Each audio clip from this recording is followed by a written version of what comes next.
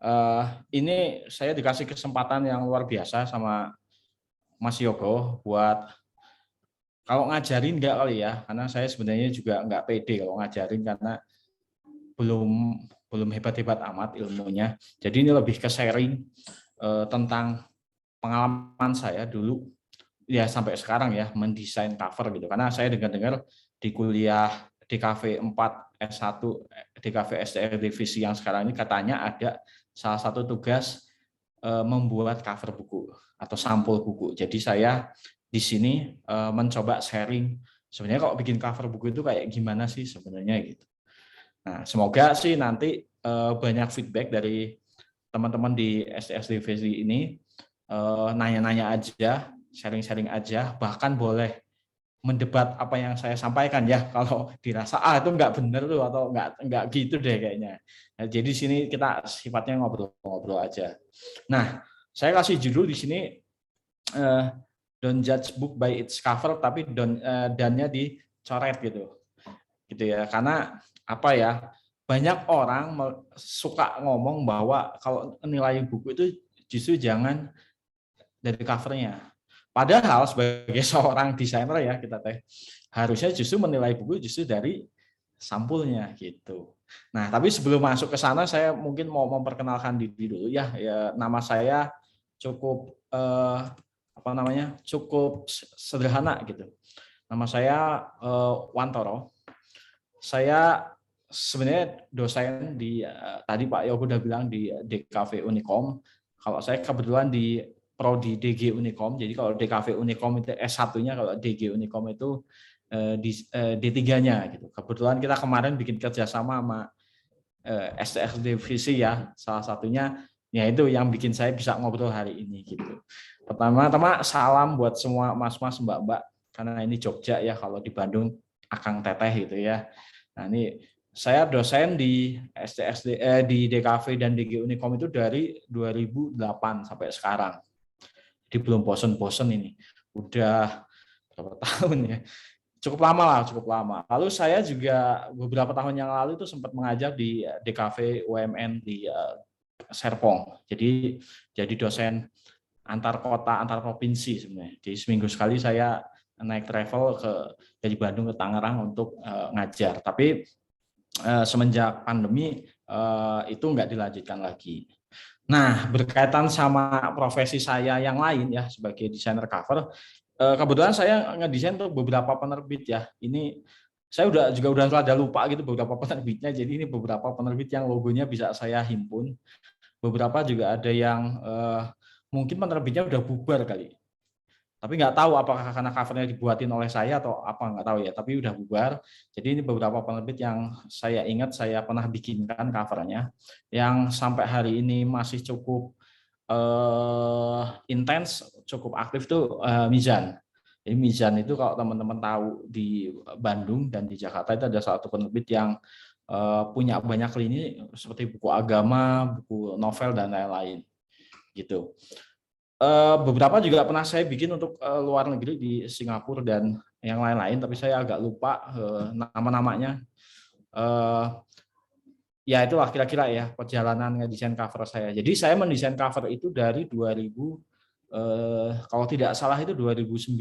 Itu saya pertama mendesain cover sampai 2002 ini. Jadi mungkin sekitar berapa tahun Pak Yogo ya? Ya lama lah, cukup lama lah ya gitu. Jumlah covernya mungkin sudah ratusan, saya juga lupa. Dan saya mendesain berbagai macam genre buku ya. Nanti mungkin ada beberapa cover yang pernah saya buat. Nah, mungkin pertama-tama saya mau menjelaskan ke teman-teman ya di sini, karena tadi saya di depan nulis book designer. Sebenarnya book designer itu apa sih gitu? Karena kan kebanyakan mahasiswa desain itu kenalnya tuh ilustrator, gitu, fotografer, animator, tipografer gitu. Nah, masih belum banyak yang tahu tentang book designer.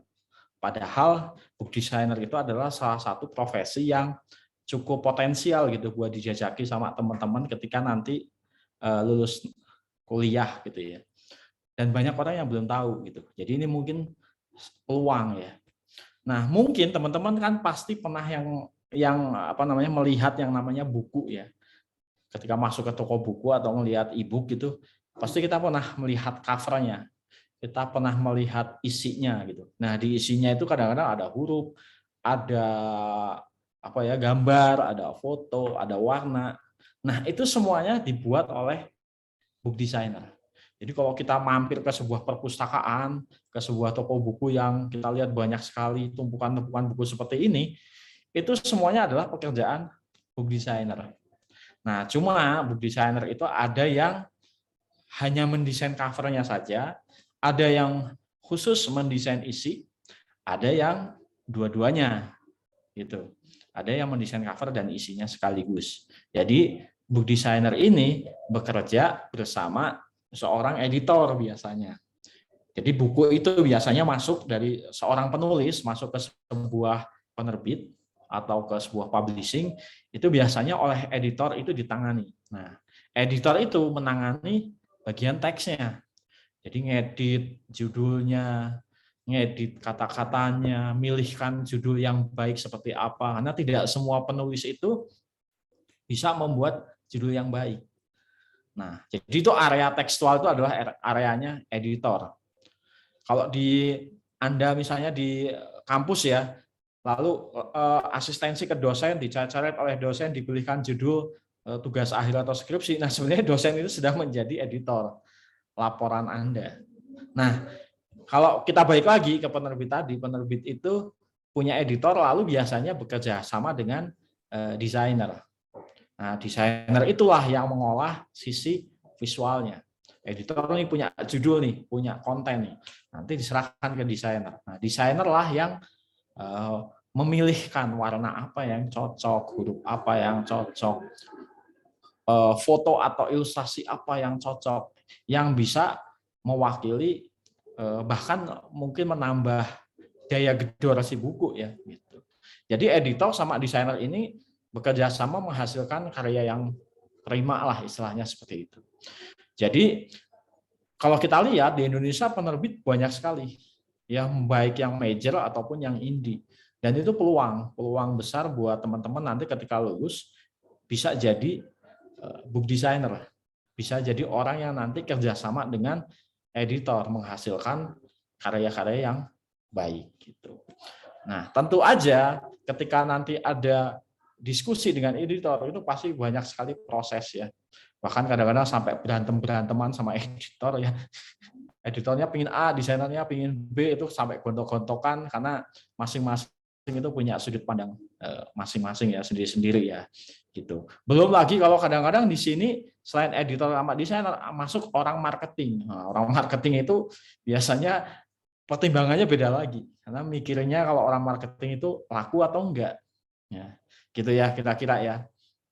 Nah, untuk menghasilkan sebuah cover itu kadang-kadang membuat banyak alternatif seperti ini gitu. Jadi yang kita lihat di toko buku sudah jadi itu kadang-kadang lahir dari berbagai macam alternatif gitu. Alternatif A, alternatif B, alternatif C, dan itu kadang-kadang yang nanti jadi bahan diskusi. Jadi makanya kalau jadi desainer apapun ya, itu kalau gontok-gontokan sebenarnya nggak usah terlalu diambil hati karena sebenarnya itu bagian dari proses. Kadang-kadang justru kita juga banyak belajar dari editor, kita juga banyak belajar dari orang marketing, bahkan dari penulisnya gitu. Sudut pandang yang kita nggak tahu. Karena biasanya kalau seorang book designer atau desainer buku itu mikirnya kan warna yang bagus, gambar yang bagus, huruf yang bagus. Gitu. Tapi sudut pandang yang lain, mereka lah yang kadang-kadang lebih tahu. Nah, ini beberapa aja lah, ini bukan flexing ya, bukan pamer. Karena saya juga sebenarnya semalam tuh nyariin cover-cover yang udah saya buat ini. Jadi yang saya nemuin aja ini saya masukin ke sini. Ini beberapa cover lah yang pernah saya buat. Jadi ada buku agama, ada buku percintaan gitu ya. Ada buku tentang parenting, ada buku tentang pernikahan gitu ya misalnya. Ada buku tentang arsitektur. Ada buku tentang religi ya, terus kayak gini seperti ini gitu, macam-macam ya, sejarah termasuk ya, bahkan buku-buku motivasi pendidikan dan sebagainya. Nah, ini yang beberapa yang pernah saya buat. buku-buku tentang fiksi juga sama. Nah, ini buku-buku seri fiksi. Sini juga. Jadi di cover-cover ini kalau teman-teman lihat gayanya beda-beda. Jadi saya selalu menyesuaikan dengan buku apa yang saya buat gitu, segmen siapa yang nanti jadi pembaca gitu.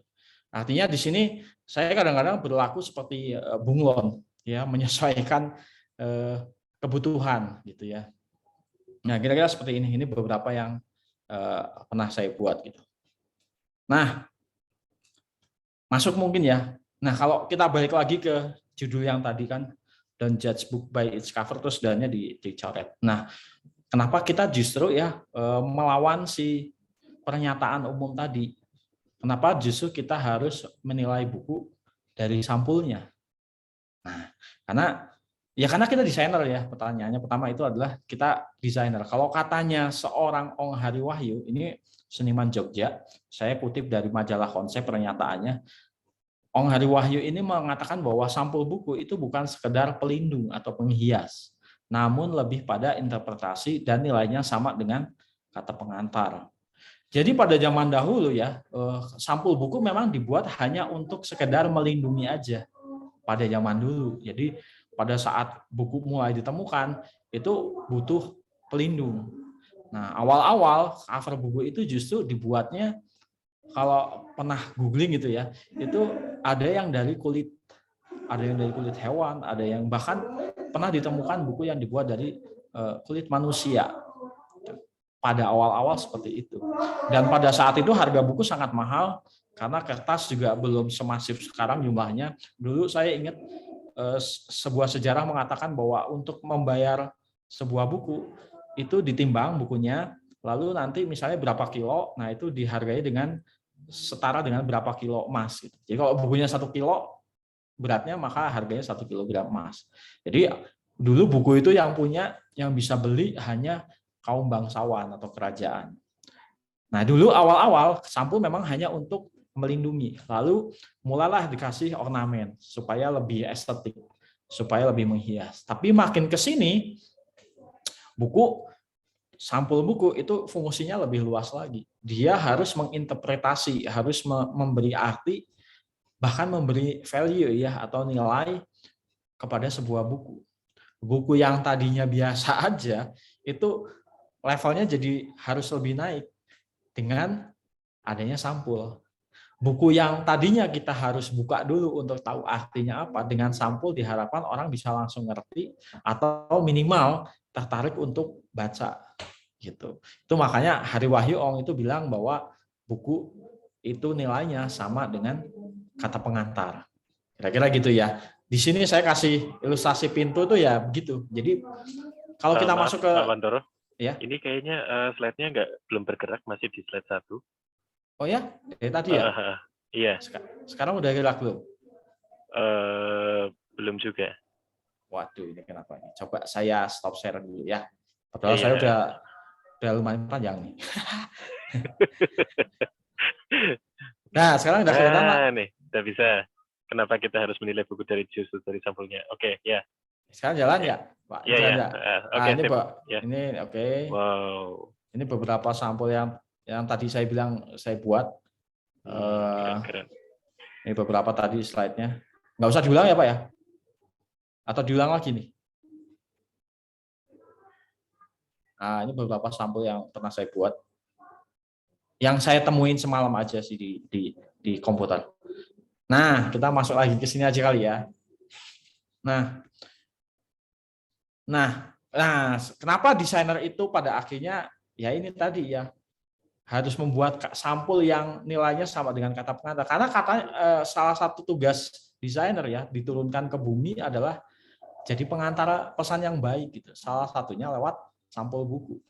Salah lainnya ya bisa lewat iklan, bisa lewat logo, bisa lewat apa ya, misalnya poster dan sebagainya. Nah, kita nih yang dilahirkan atau ditakdirkan jadi desainer, maka tugas kita adalah mengantarkan pesan yang baik. Karena kita juga sebenarnya bisa juga mengantarkan pesan yang buruk ya. Sebagai desainer itu bisa, sangat bisa. Nah, karena kita ini topiknya tentang sampul, maka tugas kita adalah mengantarkan pesan yang baik melalui sampul. Nah, pertanyaan nih yang sering muncul adalah ketika kita mendesain sampul adalah nah, ini kok malah balik. Ada sering ketika saya ngedesain sampul gitu ya, dapat project atau job dari penerbit bikinin sampul deh Mas gitu. Dikasihlah biasanya saya sinopsis. Kadang si penerbit juga ngasih bukunya, ya draft bukunya gitu. Nah, ketika kita ngedesain, kita harus mempertanyakan atau bahkan kadang-kadang sering ditanyakan sebenarnya ketika kita ngedesain sampul. Pertama adalah sampul yang kita bikin sebenarnya udah mewakili isi buku belum ya? Kan kita sering kayak gitu ya, bikin sampul. Keren, bagus, oke, gayanya ngikutin style yang lagi rame kekinian. Pertanyaannya adalah sudah mewakili isi buku belum? Karena kan tadi fungsi pertama sampul adalah mewakili isi buku. Nah, saya biasanya punya tips tentang pertanyaan ini. Pertama adalah satu, baca isi buku. Ketika kita mau mendesain buku, maka mendesain sampul buku, maka kita harus baca isi buku. Nah, baca isi buku ini bisa macam-macam tekniknya. Kalau punya waktu luang dan kebetulan misalnya klien atau penerbitnya ngasih full text, ya kalau bisa sih dibaca semua. Tapi kadang-kadang kita nggak punya banyak waktu kan. Deadline, seminggu ya bikin 8 cover gitu misalnya. Kalau baca buku semua kapan ngedesainnya gitu, udah capek duluan. Gitu. Kadang-kadang baca cepat atau minimal kita tahu daftar isinya. Ini buku tentang apa nih kira-kira nih, atau baca sinopsisnya. Minimal itu yang harus kita kuasai. Ya, kita baca bukunya, dan ini kayaknya berlaku ya untuk desain apapun ya. Mau bikin poster film ya minimal nonton filmnya kan. Minimal lihat review filmnya, minimal lihat trailer filmnya, sehingga kita tahulah gambaran si objek yang akan kita buat itu seperti apa. Lalu yang kedua, kenali karakter penulis dan penerbit. Misalnya yang kita bikinin ini si penulis bukunya itu udah punya buku-buku sebelumnya nih. Nah, kita lihat deh karakter dia di buku-buku lain kayak gimana tuh biasanya. Biasanya punya kekhasan. Biasanya si penulis juga punya selera tertentu biasanya. Penerbit juga sama. Beberapa penerbit di Indonesia itu punya karakter-karakter khas kalau ngedesain. Jadi misalnya penerbit A itu khasnya gayanya begini gitu. Penerbit B gayanya begini gitu. Penerbit C gayanya begini gitu. Penerbit Jogja dengan penerbit Bandung aja gaya sampulnya beda sekali. Kalau saya perhatikan gitu. Karakternya di Jogja itu lebih bebas, lebih ekspresif, lebih surrealis biasanya dibanding di Bandung yang gayanya itu kadang-kadang masih terlalu internasional style ya biasanya ya. Nah, itu penting itu mengetahui itu tuh. Jadi kita harus kenalin karakteristik si penulis dan penerbit. Jangan sampai kita udah bikin capek-capek terus ditolak oleh mereka karena alasan ini nggak sesuai nih sama karakter atau selera atau kaidah estetikanya mereka nih. Nah, itu penting juga ya mengenali sih itu. Lalu yang ketiga, kita harus mengenali dan pahami pembaca. Bukunya yang baca siapa ya? Orang pemerintahan, remaja gaul, ibu-ibu sosialita misalnya, anak-anak atau seperti apa. Nah, mungkin Pak Danu sama Pak Yogo mungkin udah pernah ngajarin geografis, psikografis, sama demografis itu. Nah, itu bisa dipelajarin tuh karakternya gitu. Karena remaja di satu tempat dengan tempat lain, remaja di umur yang sama, itu kadang-kadang psikografisnya pun beda. Kalau temanya beda. Makanya jangan heran kalau sekarang tuh tiba-tiba misalnya kita masuk ke toko buku tuh banyak buku-buku agama yang tampilannya gaul sekali. Karena sebenarnya mungkin sedang menyasar remaja yang lagi aktif-aktifnya, yang lagi giat-giatnya. Mungkin saya sekarang juga masuk ke toko buku heran gitu, melihat buku-buku agama yang tiba-tiba covernya teh kok Korea-Koreaan ya, stylenya kayak film Korea gitu, atau ada kayak poster-poster Korea gitu. Dan ternyata itu adalah cara mendekatkan si produk ya si buku ini ke si pembaca gitu. Jadi tips yang tadi itu, yang pertama itu yang mewakili buku atau sudah mewakili buku atau belum. Nah, tipsnya ini. Kalau saya mungkin nanti teman-teman juga punya pengalaman, mungkin ada yang bisa sharing gitu tips yang lain. Nah, tips yang kedua, biasanya ketika kita udah pede, buku kita mewakili ya minimal kayaknya karakternya bisa deh dekat dengan si pembaca. Yang kedua adalah biasanya pertanyaan adalah, nanti buku saya sampulnya kalau dipajang di toko buku stand out atau enggak ya? Stand out mencolok atau enggak ya gitu. Karena bagaimanapun ya si buku ini kan nanti akan tampil di toko buku, akan tampil di rak-rak majalah, akan tampil bahkan kalau misalnya bukunya dijual online tuh akan tampil di thumbnail Tokopedia, Bukalapak, Shopee gitu. Nah, itu kan harus bersaing, harus kelihatan paling jreng lah istilahnya ya. Nah, paling jreng atau enggak ini kadang-kadang sangat relatif gitu, sangat relatif. Kadang-kadang persoalannya banyak. Bukunya kebetulan lagi dipajang sama buku apa nih di sebelahnya nih gitu.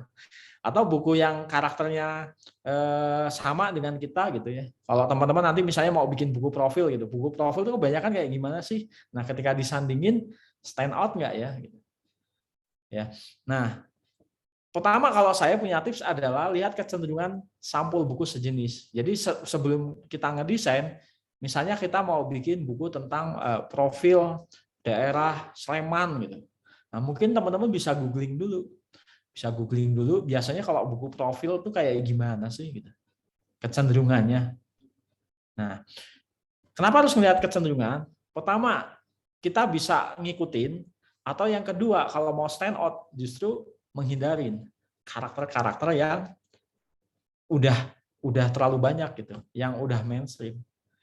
Ya, kalau yang lain-lain misalnya kecenderungannya nampilin foto terus ada kotak-kotak, ada bidang-bidang, ya berarti kalau mau stand out ya harus dibedain gitu. Bisa beda gaya, bisa kecenderungan yang lain-lain ya dibedakan ya gitu. Lalu yang kedua, biasanya saya akan membuat semacam komparasi gitu. Kalau di perusahaan-perusahaan packaging namanya billboarding gitu. Jadi billboarding itu produk kita tuh disanding-sandingin sama yang sejenis. Jadi saya pernah ngelihat itu Mendiola Wirawan itu seorang desainer, dia yang membuat kalau nggak salah itu kemasan air mineral yang mereknya Pristine. Nah, waktu itu dia membuat Pristine itu kalau kita lihat itu kan cukup beda ya. Jadi dia waktu itu memborong semua air mineral di supermarket, dia borong, dia pajang di rumahnya, lalu sama dia Pristine-nya ditaruh di tengah-tengah, kadang di pinggir, kadang di depan, kadang di belakang. Nah, dia ingin tahu sebenarnya produk saya tetap stand out nggak, tetap terlihat beda nggak sama pesaing, gitu loh. Karena penting banget produk kita itu stand out di pajangan, karena itu adalah salah satu langkah awal dari pertanyaan yang berikutnya. Nah, karena apakah desain buku yang kita rancang nanti bikin orang pengen ngambil, bikin orang pengen baca, dan bahkan kalau bisa membeli. Jadi desainer sampul ya, itu salah satu titik keberhasilannya adalah ketika dia dilirik dulu sama orang. Kalau di toko buku ini orang ngelihat dulu dari jauh, ini buku apa ya? Dia mendekati, dia ngambil biasanya. Itu udah keberhasilan pertama biasanya. Yang kedua, biasanya dia membalikkan si buku itu, baca sinopsis. Oh, itu udah keberhasilan kedua, karena itu udah mulai interest tuh orangnya tuh. Kalau yang tadi baru attention ya, baru tertarik, baru apa istilahnya ya, baru ngerasa terpanggil. Kalau yang kedua itu dia udah mulai balik, baca sinopsis. Bahkan mungkin lihat harga ya. Nah, di situ itu udah keberhasilan yang kedua. Kalau yang ketiga, dia membeli. Jadi dia membeli, dan yang terakhir kalau dia bahkan bisa merekomendasikan si buku kita. Kalau sekarang mungkin foto dimasukin Insta Story gitu ya, atau di feed Instagram, nah, itu berarti buku itu sudah cukup berhasil gitu, karena sampai di-sharing oleh si pembaca tersebut gitu. Nah, biasanya untuk pada menjawab pertanyaan ini saya punya beberapa tips. Yang pertama adalah kita lakukan survei hasil sampul. Jadi kadang-kadang udah ngedesain, coba deh tanya sama teman. Sampul gue gimana gitu. Sampul aku keren nggak? Sampul aku menonjol nggak? Kalau kamu ngelihat buku ini mau ngambil nggak? terus dievaluasi gitu ya. Mungkin evaluasinya misalnya ya kayak tadi ya contohnya ya, kita coba setelah dapat hasil survei dari teman-teman, kita bisa membuat masukan buat diri kita sendiri. Oh berarti nanti kalau ke depan saya harus bikin sampel seperti apa ya, tips-tipsnya seperti apa ya, supaya apa yang kurang dari sampel sebelumnya itu nggak terjadi atau nggak saya lakukan lagi gitu. Nah, gitu ya kira-kira ya dari saya ya. Nah, konklusinya adalah karena saya bikin slide-nya nggak panjang, saya berharap banyak ngobrol aja di apa namanya pertemuan kali ini. Konklusi dari saya adalah sebenarnya mendesain sampel itu persoalan gimana memilih satu atau beberapa dari jutaan visual yang bahkan nggak terhingga untuk merepresentasikan teks. Di kepala kita itu kita pasti punya ribuan bank visual warna, ribuan huruf, ribuan gambar. Nah, kita harus milih kan satu atau beberapa warna, huruf dan yang lain yang akhirnya kita jadikan sebagai perwakilan si buku. Nah, untuk mencapai level itu, si desainer itu harus dituntut untuk bisa nafsirin sekaligus memberi makna buku dalam bentuk visual. Gitu ya. Apa yang tampak dalam sampul buku nantinya itu jadi cerminannya kita, jadi cerminan intelektualnya kita, jadi cerminan kualitas desainer. Kalau desainernya punya kemampuan yang intelek yang bagus, otomatis pasti akan menghasilkan sampul yang visualnya juga bagus gitu. Bahkan menjadi influence sampul-sampul berikutnya. Gitu. Konklusi yang kedua buat saya adalah desain sampul buku memang bukan sesuatu yang paling penting atau utama dalam sebuah buku, tapi punya posisi strategis. Karena bagaimanapun keputusan orang untuk mengambil, memilih, membaca, bahkan sampai membeli, itu sedikit banyak dipengaruhi oleh sampul. Karena sampul adalah sesuatu yang pertama dilihat. Nah, jadi kesimpulannya adalah sampul yang baik yang nanti teman-teman bikin itu harus ngasih value ke buku yang nanti teman-teman buat. Value-nya ini nilai ya. Dia bisa ngasih identitas, informasi ini buku apa sih, buat siapa sih pembacanya, pesan dan pemasaran. Kalau buku teman-teman yang nanti buat sampulnya itu dijual misalnya gitu. Atau kalaupun tidak dijual, minimal membuat orang untuk banyak tertarik mengambil, membeli, membaca ya, bahkan men-share gitu.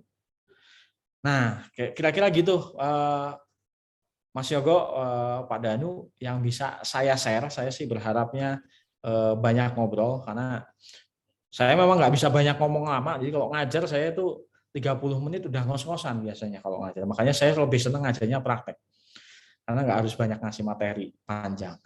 Terima kasih, itu aja. Assalamualaikum warahmatullahi wabarakatuh. Waalaikumsalam, Mas Wantoro. Oke, menarik sekali ya. Mungkin di sini ada yang mau bertanya, teman-teman, silakan. Waalaikumsalam, Pak. Saya belum ingin bertanya, tapi saya mengirimkan sesuatu di kolom chatting, Pak. Oh, di chatting. Ini saya stop share aja ya, Pak Yoga ya? Bukan ke chatting Wantor, tapi saya chatting direct message ke Zoom 1 STSR Divisi.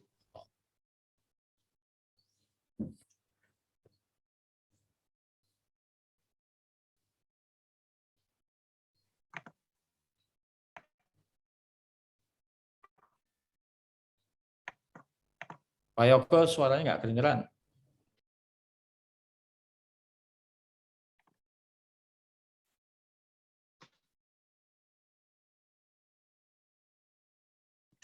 Oke. Hanya itu tadi harus keluar dulu, Mas Reno. Oke, dipersilakan, Mas Reno. Sebentar, Pak.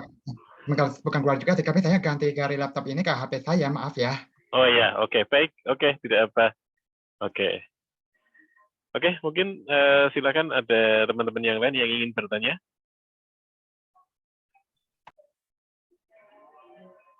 Atau Pak Danu, mungkin ada pertanyaan Pak Danu? Mungkin untuk memancing teman-teman ya. Ini kadang-kadang kalau kita lihat dari mahasiswa itu kan kalau membuat cover itu kan ada beberapa yang sering kita lihat itu apakah bagaimana istilahnya apa ya? Ketika menggunakan foto itu sebagai bagian dari cover dan dengan tidak menggunakan foto, adakah sesuatu yang beda tipsnya untuk itu? Mungkin Pak Wantoro bisa sedikit menjelaskan untuk mancing teman-teman yang lain. Monggo Pak. Kalau pertanyaan dosen susah ya. Nanti Mas Yogo kok nanya pilihan ganda aja ya biar. Ya, apakah ada perbedaan kalau pakai foto dan tidak pakai foto? Tentu ada, Pak. Tentu ada. Tapi ini kebutuhan. Jadi sebenarnya kalau jawabannya mana yang lebih baik nggak ada sih sebenarnya, tergantung kebutuhan. Jadi kalau misalnya buku-buku tertentu kayak buku masakan, buku tentang merias itu jelas harus pakai foto karena disitulah daya tarik si itu. Tapi kadang-kadang buku-buku tertentu, misalnya buku teks atau buku-buku laporan akademik itu kadang-kadang tidak perlu juga gitu. Jadi sebenarnya sesuai kebutuhan. Nah, tapi kalau tadi ngelihat tips sebenarnya kita kalau misalnya bukunya pengen stand out ya lihat aja kecenderungan yang lainnya seperti apa gitu. Nah, kan kita sebenarnya punya dua opsi nanti, apakah mau mengikuti atau justru melawan arus ya. Karena melawan arus itu kadang-kadang jadi strategi yang berhasil juga gitu. Saya pernah mendesain cover yang covernya hanya hitam warnanya Pak, nggak ada apa-apa, hanya hitam aja. Jadi saya waktu itu bikin cover novel, judulnya Book with No Name, jadi buku tanpa nama gitu. Terus saya waktu itu nyari ide gimana ya supaya buku ini teh sesuai judulnya yang aneh, covernya juga harus aneh. Nah waktu itu saya ngelihat cover sampel albumnya Metallica yang album Black. Waktu itu Metallica bikin album Black dan covernya benar-benar hitam. Ya akhirnya, coba aja saya ikutin gitu ya. Tapi sebenarnya nggak benar-benar hitam yang saya. Jadi Book with No Name-nya itu ada judulnya, tapi hanya bisa dilihat kalau bukunya agak dimiringin sedikit. Jadi pakai teknik cetak spot UV gitu. Jadi kayak gitu. Kebetulan saya nggak tampilin di sini. Dan waktu itu gambling-gamblingan aja.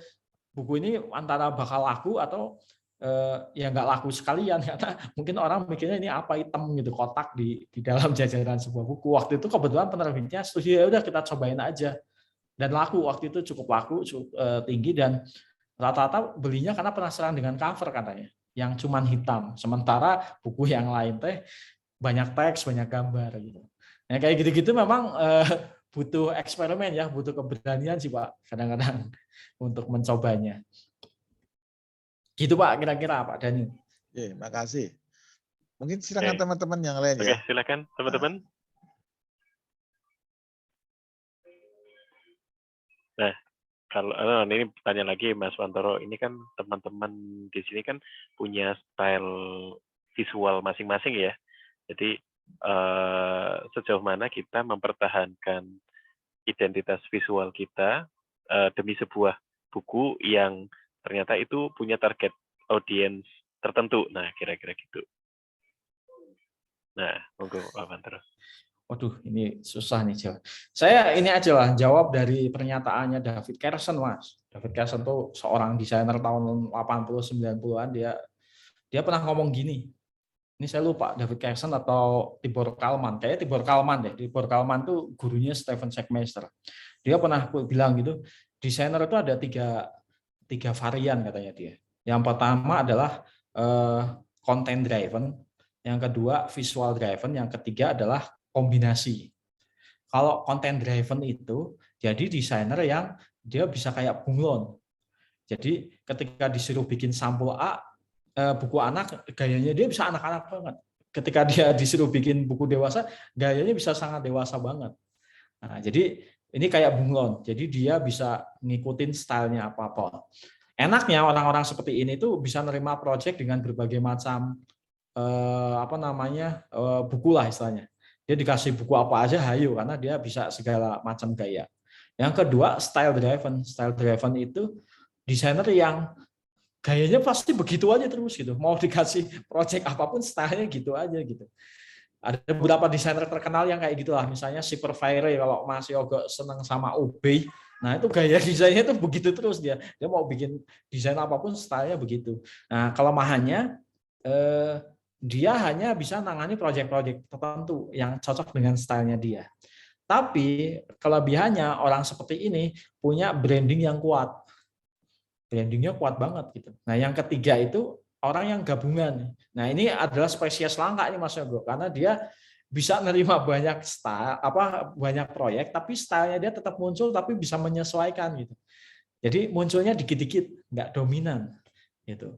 Nah, pada akhirnya itu opsi sih sebenarnya Mas Yogo. Mau yang mana gitu? Mau yang jadi content driven, style driven, atau mau yang jadi kombinasi? Kalau bisa sih jadi yang kombinasi. Tapi kalau buat mahasiswa ya saran saya sih mendingan jadi orang yang mencoba berbagai macam style dulu. Kalau saran saya, karena mumpung masih belajar, jadi bisa ngulik sono ngulik sini, niru sono dulu, niru sini. Karena saya yakin perjalanan desain seorang desainer itu mungkin baru muncul setelah beberapa tahun dia bekerja. Biasanya gitu, biasanya. Jadi jangan dari awal kita udah niatin, pokoknya saya maunya manga, nggak, kalau nggak manga nggak mau. Saya pikir itu menutup kesempatan dia untuk belajar banyak style ya. Karena kita tahu style itu selalu berkembang, style itu selalu muncul yang baru. Jadi kalau kita hanya terpaku pada satu style, ya kita akan mentok di situ-situ aja. Jadi kalau nanti teman-teman dapat proyek dari berbagai macam ranah gitu ya, ranah hukum, ranah apa, terima-terima aja, kerja-kerjain aja. Karena saya sampai hari ini punya teman kuliah ya, kalau teman-teman melihat visualnya, dia itu anak motor, tatoan, wah motornya Harley gede, pokoknya serem lah kalau ngelihat dia itu serem. Tapi dia itu kliennya salah satunya adalah Softtek. Jadi dia itu ngerjain cover, kemasan-kemasan dan materi promo untuk Softtek, nggak sesuai sama casingnya. Ya tapi itulah profesionalnya dia sebagai seorang desainer. Jadi dia bisa menyesuaikan kebutuhan. Gitu kayaknya sih Mas Yogo kira-kira ya. Oke. Oh iya, berarti itu ya, itu penting sekali kita ngikutin tren-tren cover buku yang ada gitu ya. Nah, Betul. kira-kira Mas Mantoro ada nggak ibaratnya gini, kan ada nih buku yang covernya kita mengikuti tren gitu ya. Tapi ada nggak buku yang ibaratnya kita buat buku tersebut tanpa mengikuti tren? Nah, mungkin jenis-jenis buku apa kira-kira Mas Mantoro? Ada Mas Yogo, buku Yasin kayaknya. Buku Yasin nih. Tapi enggak. Itu pun sekarang juga sudah ngikutin tren. Jadi kayak saya memperhatikan misalnya Al-Quran. Al-Quran tuh kalau zaman dulu kan harus dibuat ornamental gitu ya, gaya-gaya Arab. Itu ternyata penerbit-penerbit sekarang pun sudah mulai berpikir bikin Al-Quran yang lebih gaul. Jadi covernya pun nggak selalu harus pakai ornamen atau apapun gitu ya. Nah, artinya mereka sadar bahwa pendekatannya harus beda gitu. Dan saya lihat itu tidak hanya di sampul buku, di semua desain mulai begitu, mulai ada penyesuaian. Jadi kalau misalnya ada nggak buku yang tidak mengikuti ya, saya pikir kayaknya hampir semuanya sekarang ngikutin deh. Apalagi kalau tujuan bukunya mau dijual. Kecuali bukunya memang bukan buat dijual ya, karena ada beberapa buku yang nggak dijual hanya untuk keperluan akademik atau apapun ya. Mungkin ya itu bisa sekar PDW lah istilahnya gitu. Oke, baik, menarik ya. Jadi ternyata tren itu tetap ngikutin ya, target audiens itu juga tetap harus dipertimbangkan. Nah, monggo silakan teman-teman, ada yang mau bertanya atau tidak? Silakan teman-teman. Mungkin dari yang kelompok Desa Wisata Tepus, Gunung Kidul, atau Desa Wisata Ngestirejo, Katongan, silakan. Mungkin salah satu bisa sedikit memberikan gambaran ya tentang buku yang akan diproduksi nanti. Bisa di-share-kan sekalian, apakah gagasannya seperti apa, nanti kan siapa tahu kita mendapatkan masukan yang jauh lebih bagus. Silakan dari teman-teman yang dari Desa Wisata, dari kelompoknya, salah satunya mungkin bisa mewakili untuk sedikit cerita tentang rencana buku yang akan dibuat. Kita cek ya Pak Teguh. Oke, mungkin kelompoknya Mas Aris kemarin kayaknya sudah matang. Mungkin Mas Aris bisa mewakili, silakan.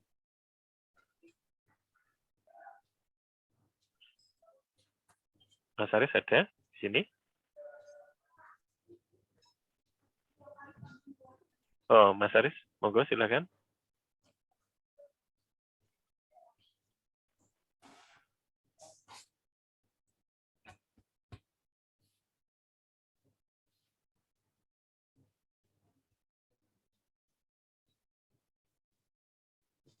Ini di mana-mana emang harus dipecut Mas Yogo kalau mahasiswa nanya. Yang nanya baru di absen biasanya kok saya gitu Mas. Baru pada nanya. Oke, mungkin Mbak Buah, kelompoknya Mbak Buah. Oke, ada?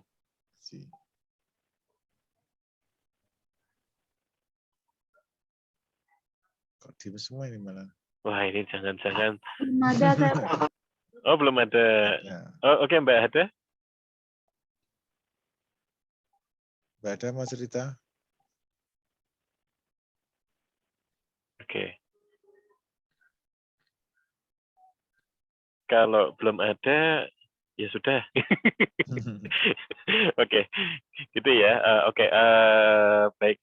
Jadi kira-kira nanti teman-teman ke depan memang kemarin baru bikin, ibaratnya mereka habis survei kedua, lalu kemudian ke depan baru akan membuat apa namanya rock layout-nya ya. Jadi tugas minggu depan akan membuat rock layout-nya. Kemarin baru menentukan target audiensnya sama karakteristik desa. Nah, oke. Nah, mungkin saya simpulkan ya untuk beberapa notulen yang disampaikan sama Pak Wantoro tadi. Nah, jadi seperti apa cover yang baik gitu ya. Jadi cover yang baik itu mencerminkan isi buku sesuai dengan siapa yang kita sasar. Lalu kemudian menonjol nggak nanti kalau di display gitu ya. Jadi sebaiknya buku itu kalau bisa langsung menonjol di display gitu ya. Nah, terus kemudian tipsnya nih, ini ada tips-tips tadi ya dari Pak Wantoro. Jadi kira-kira kecenderungan buku sejenis itu layoutnya seperti apa. Jadi kayaknya perlu ya Mas Wantoro untuk bikin apa namanya mood board ya kayaknya ya. Perlu Pak, perlu. Jadi kita Perlu studi banget ya. banding, Studi studi banding, ya survei lah ya, survei.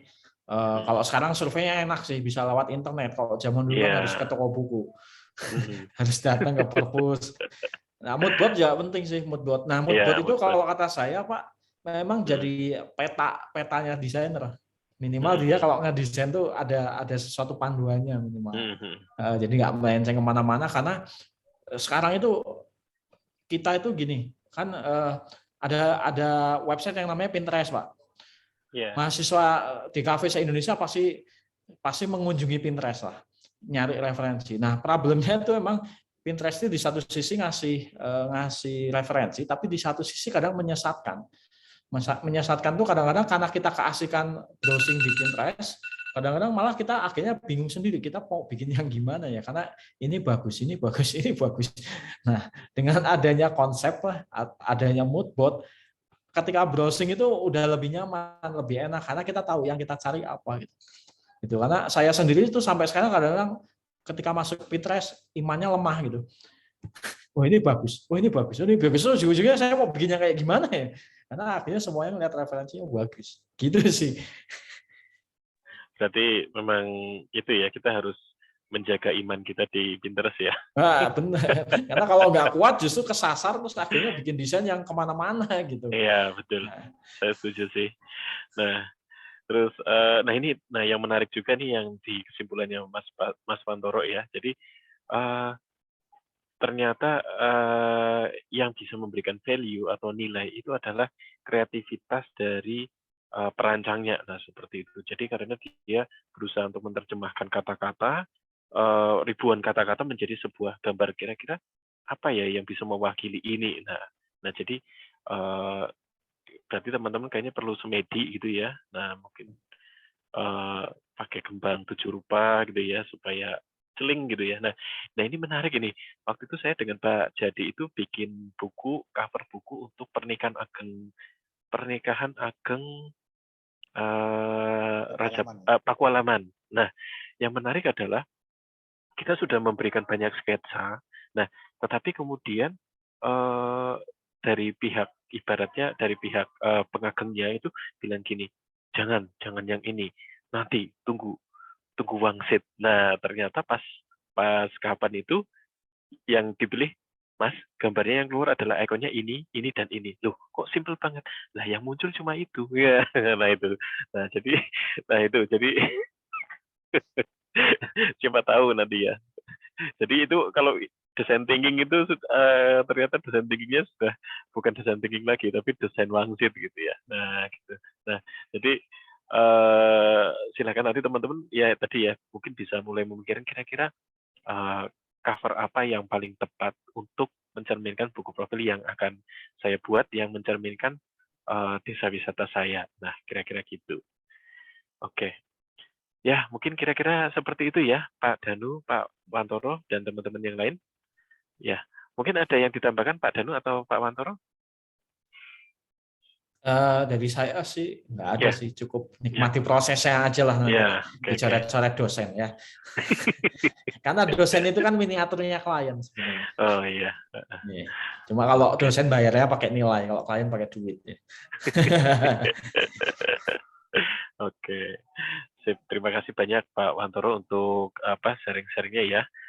Berharap ini jadi masukan kita ke depan gitu ya, dalam merancang cover itu seperti apa. Nah, kira-kira seperti itu. Close dulu ya ke Pak Wantoro ya, tepuk tangan ya. Oke. Sip. Oke, Makasih, saya Mas. pikir cukup ya. Kita foto bersama terlebih dahulu ya. Mungkin teman-teman saya berharap bisa open cam semua untuk kita foto bersama. Silakan bisa open cam dulu. Oke, wah ternyata gagah-gagah cantik-cantik semua. Nah, silakan. Oke, yuk open cam semua. Ayo semuanya. Ayo. Wah, ternyata teman-teman ini memperhatikan. Nah, kalau nggak kelihatan kameranya itu rasanya kita kesepian loh. Nah, ayo buka semua. Oke ya. Kita mulai di sini ada tiga slide ya. Akan 3 foto. Kita akan foto dulu pertama. Oke, siap. 1, 2, 3. Senyum. Oke. Nah, oke. Terus 2. Ini masih panjang, teman-teman. Oke ya. Oke. Cantik-cantik, ganteng-ganteng semua. Siap. 1, 2, 3. Oke, satu lagi. Wah, ini masih ada lagi. Wah, kita cukup banyak ini, 51 orang. Oke ya, siap. 1, 2, 3. Oke, baik. Saya pikir cukup ya teman-teman ya untuk pertemuan kali ini. Terima kasih banyak untuk Pak Wantoro dan Pak Danu yang sudah mendampingi. Ke depan, minggu depan akan ada tugas, yaitu teman-teman akan membuat, jadi selama minggu ini akan membuat rock layout gitu ya. Rock layout itu berarti dari secara gambarnya adalah sket kasarnya dari cover buku, cover depan, cover belakang, sama isinya. Nah, kira-kira gitu. Jadi hasil-hasil survei kemarin, silakan teman-teman bisa dipadukan. Nanti bentuknya nanti PDF ya, teman-teman ya. Bentuknya PDF, nanti untuk detailnya nanti akan saya share di grup. Nah, jadi nanti seminggu ini, jadi ini bayangan saya gini, teman-teman. Minggu ini teman-teman akan selesai rock layout, lalu minggu depan teman-teman sudah mulai eksekusi ya, mulai penataan fotonya atau penataan ilustrasinya, sama memperbaiki narasi. Jadi bulan depan saya berharap kita sudah beres semua ya. Nah, jadi saya berharap teman-teman yang lain sudah mulai bekerja sama ya untuk merancang kira-kira konten buku ini sketsnya mau apa. Dan saya berharap kontennya nanti untuk sketsanya teman-teman kalau bisa detail ya, jadi supaya untuk mempermudah. Itu saja. Pak Danu mungkin ada tambahan Pak Danu sebelum ditutup? Sedikit aja lah, mungkin intinya kita sudah punya planning untuk tugas-tugas kita sendiri, jadi sudah ada masukan dari Pak Wantoro, cukup bagus dan sangat bagus menurut saya. Mudah-mudahan bisa membantu teman-teman ketika nanti bisa berkreasi, menemukan inspirasi-inspirasi yang kreatif. Jadi silakan nanti planning di depan itu bisa seperti apa, kita bisa sesuai dengan yang kita harapkan. Itu saja Pak dari saya. Terima kasih.